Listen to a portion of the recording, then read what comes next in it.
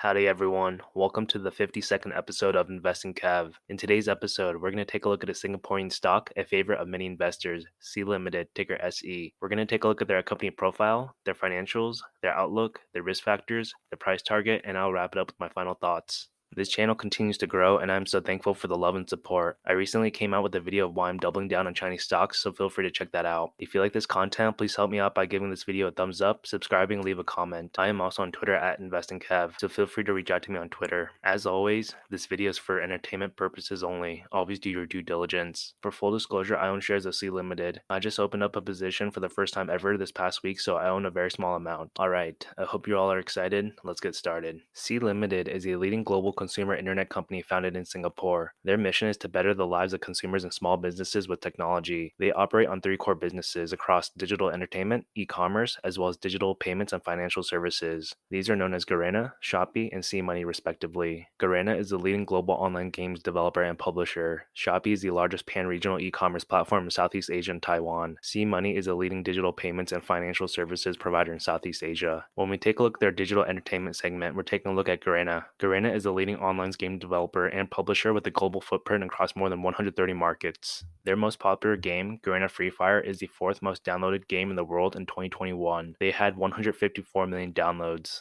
Their second core business is e-commerce. Shopee is the leading e-commerce platform in Southeast Asia and Taiwan. In 2021, they were the most downloaded shopping app in the world with 203 million downloads. They were ahead of Shein, Amazon Shopping, AliExpress, Wish, Lazada, Alibaba, and Pinduoduo. And their final core business is digital financial services. SeaMoney is a leading digital payments and financial services provider in Southeast Asia. They offer mobile wallet services, payment processing, credit offerings, and related digital financial services and products. Looking at their financials, when you look at total revenues in 2016, they had 345.6 million US dollars. In 2020, they had 4.4 billion US dollars in net revenues. Their 2021 annual report will come out probably in early March, but this is great to see. From 2019 to 2020, you can see that they pretty much doubled the revenues. This company is gaining a lot of steam financially, and that's awesome to see. Their digital entertainment revenues in 2019 were 1.1 billion US dollars, and in 2020 it was $2 billion, which is a 77% growth. From 2019 to 2020, their e-commerce went from 822.6 million US dollars to 1.7 billion US dollars. When you take a look at their operating expenses, they've had to put a lot into sales and marketing, general and administrative expenses, and research and development. From 2019, they invested 1.5 billion US dollars into operating expenses, and in 2020 that went up to 2.6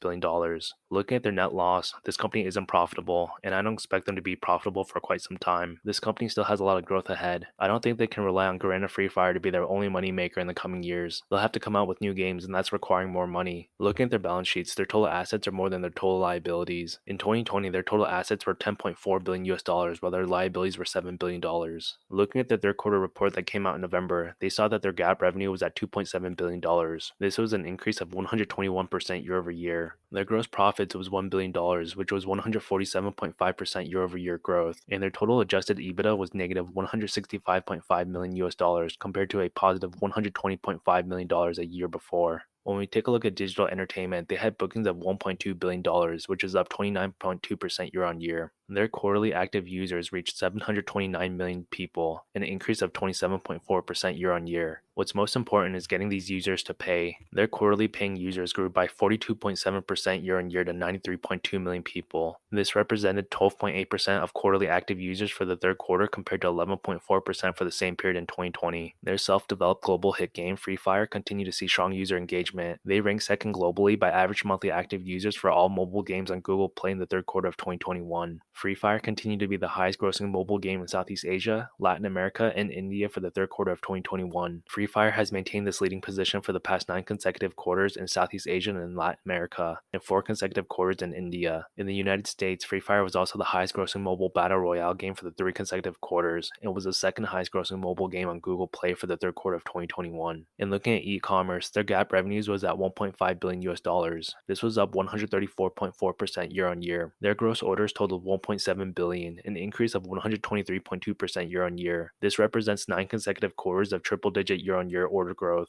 In Southeast Asia and Taiwan respectively, Shopee continued to rank first in the shopping category by average monthly active users and total time spent in app for the third quarter of 2021. In Indonesia specifically, Shopee also ranked first by these metrics. And in Brazil, where Shopee was launched in late 2019, it continued to rank first in the shopping category by downloads and the total time spent in app. It also continued to rank second by average monthly active users for the third quarter of 2021. And looking at digital financial services, the total payment volume for their mobile wallet was $4.6 billion for the third quarter of 2021. This is an increase of 111% year on year. Moreover, quarterly paying users for their mobile wallet services increased to 39.3 million people in the third quarter. When I look at their outlook, I look at the outlook of gaming, e-commerce, and digital financial services. Looking at this article from PR Newswire, Southeast Asia gaming market forecasts at 2020 to 2025. Mobile, 5G, and esports will drive growth. The Southeast Asia gaming market is expected to register a compound annual growth rate of 8.5% over the forecast period of 2020 to 2025. The emergence of 5G technology in 2020 is expected to increase wireless network investment in infrastructure. It is predicted that 5G will enhance the performance by 100 times faster than 4G networks. That will provide better user experience and drive the Southeast Asia gaming market. Looking at this image from Nico Partners, by 2025, revenues from mobile and PC games in the Asia 10 games market will reach $41.8 billion.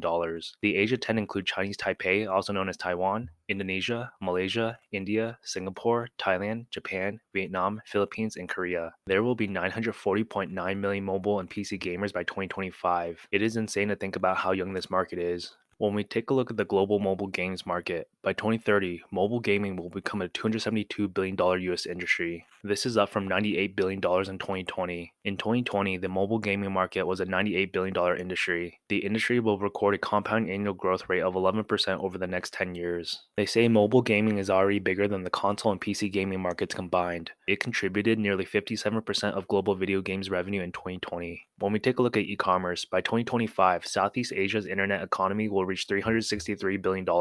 In this article from Reuters, it is projected that by 2030, Southeast Asia internet economy will hit $1 trillion by 2030. Going from $363 billion in 2025 to $1 trillion in 2030 is insane. This reflects the rising middle classes of a lot of these Southeast Asian countries. And look at this presentation from Economy Research 2021. 40 million new internet users came online in 2021. This brings the internet penetration in Southeast Asia to 75%. 8 in 10 of these users have purchased something online at least once. As of right now, Southeast Asia has a total of 440 million internet users. Among these Southeast Asia internet users, 8 out of 10 are digital consumers. There have been 350 million Southeast Asia digital consumers who made at least one purchase online. In Singapore, 97% of internet users have made at least one purchase online, 90% in Thailand, 80% in Indonesia, 68% in the Philippines. The average is 80%. Southeast Asia is charging ahead at full steam. They added 60 million new digital consumers to the internet economy since the pandemic started. 20 million of them joined in the first half of 2021 alone. Usage frequency and spend on digital services has mostly increased, with basic essentials, groceries, and food delivery seeing the most striking surges. In Southeast Asia, consumers intend to continue using digital services, accepting them as a new way of life. When we look at digital financial services, I want to take a look at this Bloomberg article. Southeast Asia is the world's fastest growing mobile wallet market. Mobile wallets are now the most widely used payment method. The number of mobile wallets in use will go 311% from 2020 to almost 440 million by 2025. This will span across Indonesia, Malaysia, the Philippines, Singapore, Thailand, and Vietnam. This reflects an e-commerce boom, according to a global study on the industry. Mobile wallets overtook credit cards to become the most widely used payment type globally in 2019, and the adoption accelerated during the pandemic. There were more than 2.8 billion mobile wallets in use at the end of 2020, and that's projected to increase 74% to 4.8 billion by the end of 2025. And the majority of merchants who use digital financial services in Southeast Asia intend to continue or increase their usage. Looking at the right-hand side, 20% of digital merchants are likely to maintain the same usage. 72% are likely to increase their usage of digital financial services. Other than increased sales and customers, convenience and safety are the top reasons behind digital payment adoption. 75% of digital merchants believe that it is more convenient to process digital payments.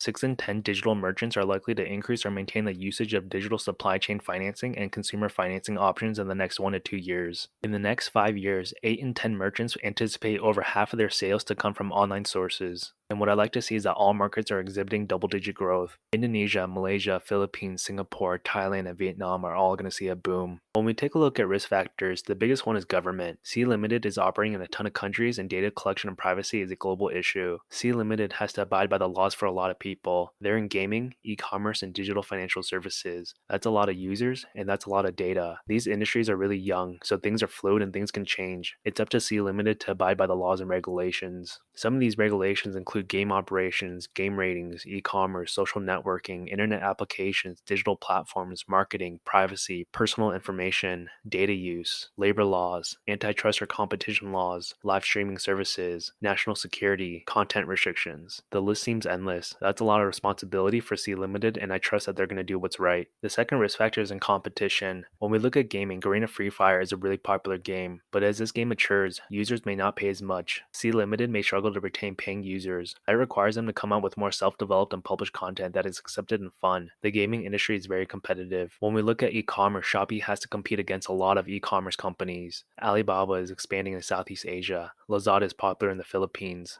All these companies are going to find untapped markets and put more resources into those markets. It is up to Shopee to provide the best services, the best prices, and to provide an experience that makes them stand out against everyone else. It's not just Southeast Asia. When we look at Latin America, after Brazil, Shopee tops rankings in Mexico, Colombia, and Chile. Shopee is competing against Mercado Libre, which is currently leading the market there. And when we look at digital financial services, fintech is going to be a massive industry. Money may be a really popular platform, but Indonesia has Akulaku, OVO, Zendet. The Philippines has Mint. Singapore has Advanced Intelligence Group, Matrixport, Neum. Thailand has Ascend Money, and Vietnam has Vietnam Payment Solutions. There's going to be so much competition, and that requires more research and development and more expenses. I don't know when Sea Limited is going to be profitable, but they're going to have their hands full. When we take a look at their 12-month price target, 9 analysts have given their ratings. 8 analysts consider this a buy, and 1 a hold. The average price target is $322. That is a 107.7% upside from its current price of $155. The highest is $455, and the lowest is $190. When we take a look at CNN, 25 analysts have given their price target. The median price target is $370, which is a 138.6% upside from its current price. The highest is $467, and the lowest is $190. When we take a look at analyst recommendations, the current consensus among 26 polled investment analysts is to buy stock in Sea Limited. 23 analysts have it as a buy, 2 as an outperform, and 1 as a hold. When we take a look at their stock chart, I want to take a look at the past year. Within the past year, the highest price is at $367. Since then, Sea Limited has lost $212, which is a 57.7% decrease. Since January 1st, the stock has dropped $68.29, which is a 30.6% decrease. I think Sea Limited is a great company, so I'm dollar cost averaging at these prices. Overall, I really love Sea Limited. I am sad I didn't get into this stock earlier, but I'm happy that I've initiated a position now. It's better to be late than never.